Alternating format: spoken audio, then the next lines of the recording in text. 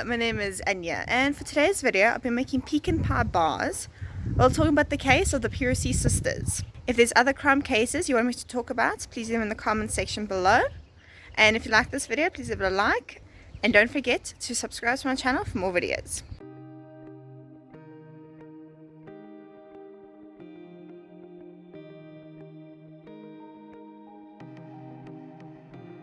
If you're new to my channel, welcome. Today I'm going to be talking about the Piercey Sisters while making pecan pie bars. Disclaimer, I'm telling the case as I perceived it. I mean no disrespect to the victims or the victim's family. Let me know in the comments if I missed something about the case. The case begins on the 16th of October 2001. Edna Piercey was on her way to her friend's house, but she never made it.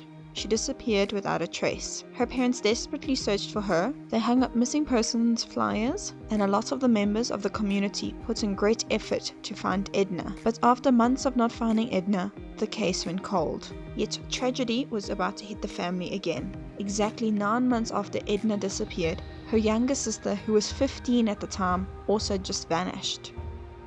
The only difference between these two disappearances was that the younger sister was found. Her broken body was found 5 weeks after her disappearance. After this, the police changed their focus and started investigating closer to home, because what are the chances that two sisters from the same family go missing?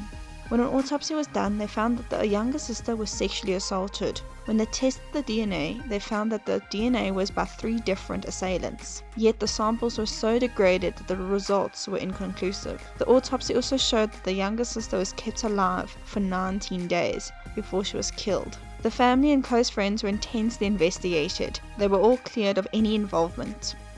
When the mom was interviewed, she was asked if she still thinks her eldest daughter is still alive. She said that she does believe that her eldest daughter is still alive.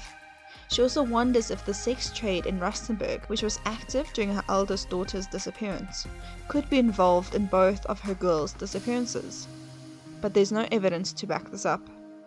To this day, there is no new evidence and the case is still unsolved. For more information about this case, go to True Crime South African podcast.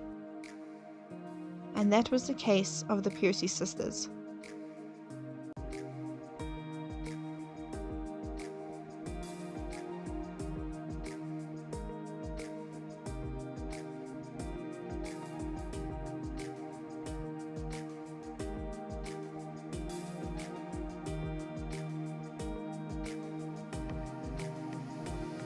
Until next time, bye!